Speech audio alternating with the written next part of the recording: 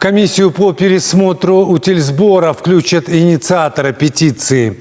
А в Министерстве промышленности и строительства утвердили состав рабочей группы для рассмотрения петиций по вопросам утилизационного сбора. И петиция уже набрала необходимые 50 тысяч голосов.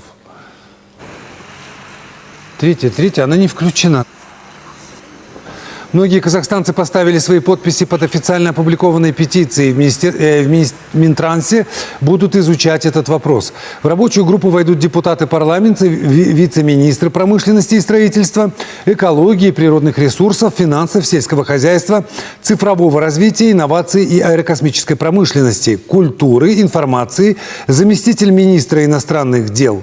Кроме того, эксперты, общественники и автор петиции. Срок рассмотрения петиции до 40 рабочих дней с момента ее регистрации. Неделя из этого срока уже прошла.